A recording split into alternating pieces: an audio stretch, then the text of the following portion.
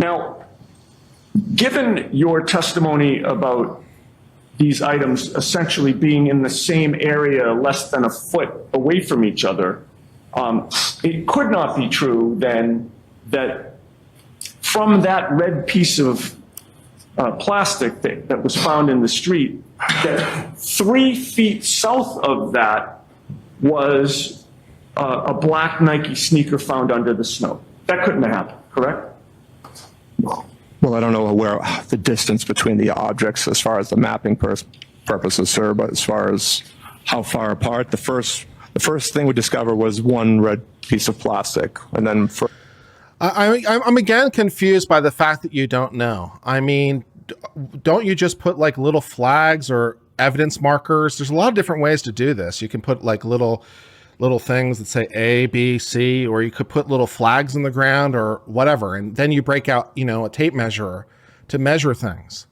But you don't seem to know where things are relative to each other because apparently you didn't mark it with any sort of precision, which seems odd, being the search expert that we learned about earlier, the guy with all the training, the cert expert from the state police, don't you know, with all the training and all the experience in the world.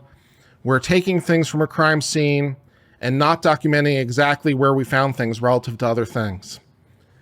Despite the fact that we laid out everything in a grid search, which would have presumably been helpful for that purpose, but never mind, we're not going to document it. Sweet, interesting, fun. further south, that's when we found the sneaker and additional pieces. Right, but again, they were all in the same area, less than a foot apart, correct? The same general area, but could have been over a foot, sir. I'd have to measure between the GPS markings. Okay, well... Whoa, wait a second, because in earlier testimony, you said GPS is only accurate to within 16 feet. That's what you said. So if you're trying to measure a foot, GPS won't work because it's not accurate enough for that.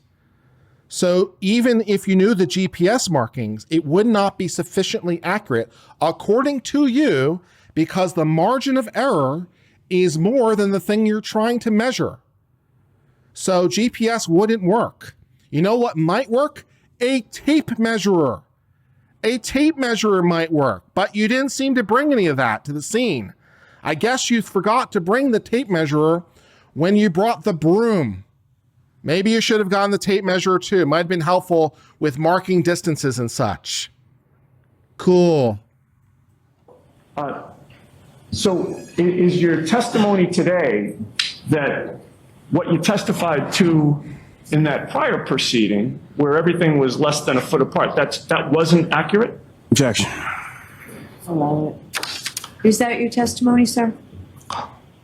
Best recollection that they were within around a foot, but to be 100% accurate, you would have to measure between the two GPS points, which I have not done.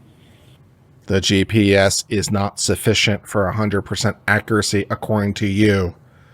The GPS can only be accurate within 16 feet. You're trying to measure distances less than 16 feet. GPS won't work. Sure, but if your estimate is you didn't even say a foot, you said less than a foot, correct? I believe that's what you read, around a foot, yes, sir. Which is what you testified to, correct? Correct, sir. So if it's less than a foot, then by definition, the sneaker couldn't have been found 3 feet south of where that red piece of plastic was, correct? Yep. Yeah, and I don't know if that's accurate. Logic. Sir. You don't know what's accurate? Where you're saying 3 feet, I don't know if that's accurate, sir. No, that's what I'm asking you. Is it accurate? I don't know, sir. I'm not sure of the exact distance. I didn't measure the GPS markings, sir. I'm not. All right. One, the GPS markings aren't sufficient because 16-foot margin of error, and we are measuring distances of a foot or less. So GPS is insufficient. Two, what do you mean you didn't measure it? Using, a tape measurer. Like, tape measurers have been around for a long time, man. A lot longer than GPS. Are you not familiar with this blazing new technology called a tape measurer that you could have used to measure things? But you're the search expert. You're the search expert. You've gotten all the training on how to do searches and how to do grid searches and everything else, man. So I guess having a tape measure to know where things were found during the search must not be an important skill to the search expert. That must be my misunderstanding of how searches should be done. My bad. I don't know. I didn't know where you came up with that number 3 feet, sir. I'm just asking questions. Okay. I'm just asking questions. All right, so with regard to, let's assume for a moment that the sneaker was found 3 feet south of that first red piece of plastic. Mm-hmm. From your observations, was there a clear piece of plastic that was found a few feet south of that black sneaker? There was a piece of clear plastic found just past the sneaker. A few feet south of the sneaker? I don't know where you're getting that from, sir. Again, you don't have to worry where my questions are coming So, from. Mr. Yannetti. I mean, I know where he's getting at. And there's no way he doesn't know where he's getting at. There's only one possible reason that he's saying that. It's because you yourself said it earlier, right? He's setting you up to impeach you. That's why he's saying it. It's like, where are you getting this 3 feet from? I know it has to be from prior statements you made that are now inconsistent with the statements you're making. He wants to clarify that that's not true so that he can say, isn't it true? On day such and such and such and such, you said X, and that isn't true. So what do you mean you don't know where he's getting it from? I thought you were the guy, the leader of the search team, with all the training and experience, not a mere patrol officer, but someone who's been around for a while, who's presumably testified in other cases. What do you mean you don't know where he's getting it from? There's not a lot of possibilities, sir. Aren't you supposed to be a detective of some kind? All right, pressing on. Was a clear piece of plastic found a few feet south of the black sneaker, which was found 3 feet south of the red piece of plastic? Did that happen? I don't know the distance, sir. No, not without measuring it. But I wouldn't think it was that. Then why didn't you measure it? Why didn't you measure it? Was that not one of the things they taught you in search school? Was that not one of the things they taught you in your advanced training relating to evidence and evidence collection? Maybe you should measure things sometimes? I mean, was that not part of the standard protocol for the state police of Massachusetts? Do you guys need a tape measure? Is that the problem? I mean, all you have is rakes and brooms and leaf blowers, and you don't have a tape measure? I mean, I could lend you a tape measure if it would help.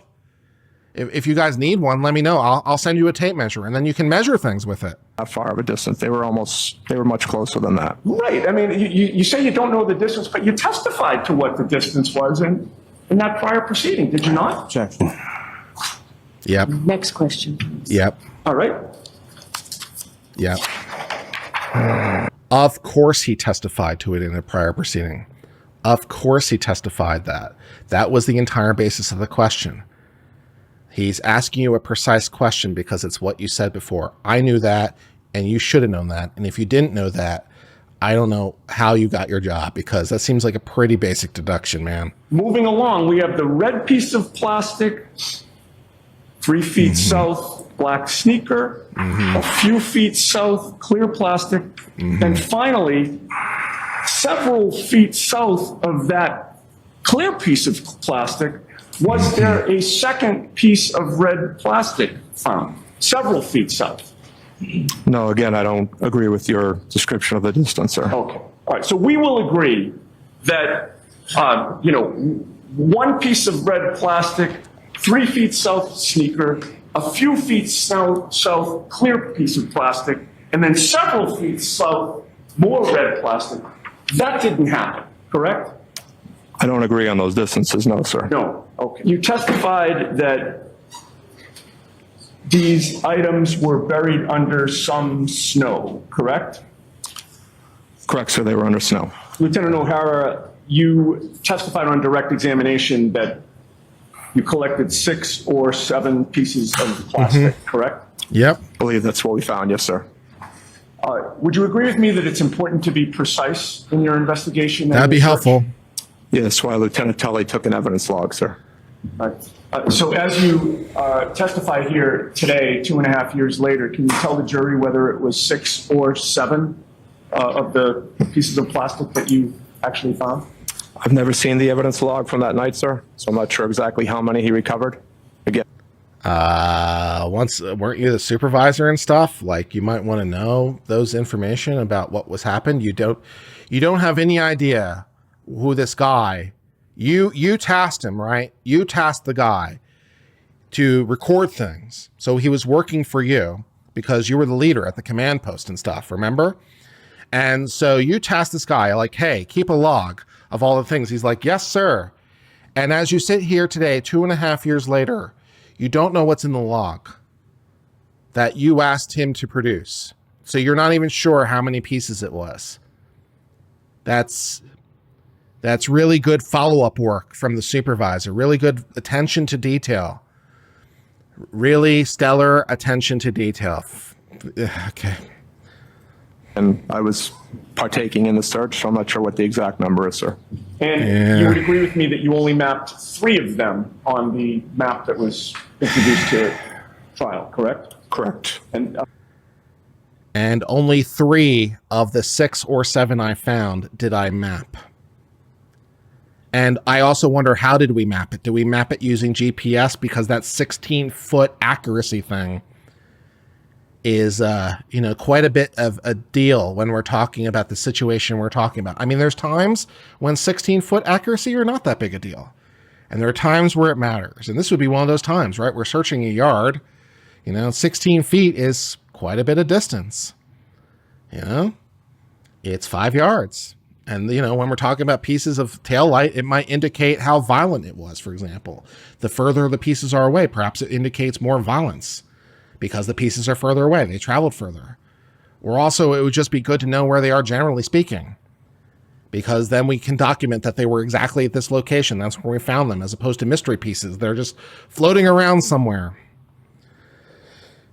Yep.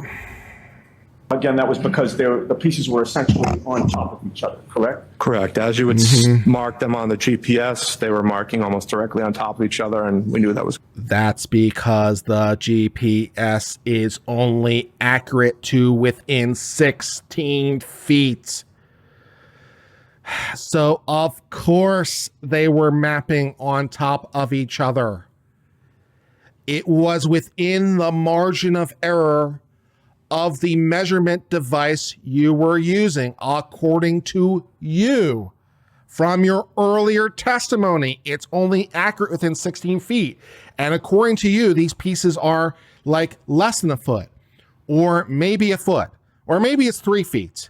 It doesn't really matter because all these numbers are less than 16, which is why GPS isn't sufficient for marking this particular crime scene.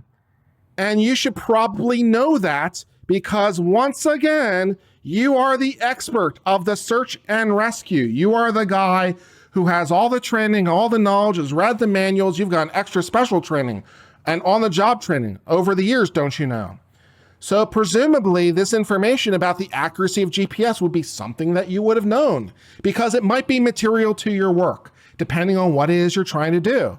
And you'd be like, oh, that's right. GPS is not sufficiently accurate for this. I need more accuracy. GPS isn't sufficient. I wonder why the GPS is marking the evidence as though it's on top of each other. I wonder what could be the reason for that. The thinking skills here by the police leave something to be desired.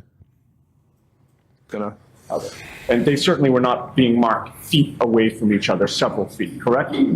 No, sir. And you are aware that Lieutenant Tully photographed 5 pieces of plastic that day, are you not? I'm not sure. I'd never seen the photos until probably about a week ago, sir. Yeah, why would you see the photos? Why would you see the photos? I mean, once again, you're only the head of the search and rescue. You're only the guy who was running the command post and stuff, and people were doing. Why would you have looked at the photographs that people presumably under your command were producing? Why would that be information that would be interesting to you or valuable in any way? All right, in any case, you did say to the state police detective unit at the end of this search that if they wanted you and your team to come back out during daylight hours, you would, correct? Correct, sir. So I'd like to direct your attention to 6 specific dates, and then I'll ask you a question. February 3rd, February 4th, February 8th, February 10th, February 11th, and February 18th. Those 6 dates. And my question is, did the lead investigator, Trooper Michael Proctor, ever call you on one of those 6 dates to come back to the scene to conduct a further search? No, he did not. So even though this is the guy who found the initial 6 pieces, because remember, earlier we learned that the police who were there at the scene, the initial police, the local police, those police found 0 pieces of taillight. This guy from the state police, how about 6 or 7 of the theoretical alleged 42 pieces? But he was able to find 6 or 7. And he's like, it's okay, guys. If you ever need me back, don't worry. I'm the search expert. I'm willing to come back during daylight hours. I'm willing to do some searching some more if you guys want my help. And Proctor's over here like, that's okay, cool. We don't need your help. We don't need the search expert because I, Proctor, am just the most reliable person ever. So why would I need anyone independent from the state police, the search expert, to help me? I think I'm going to go back to the leaf blower. That sounds pretty good.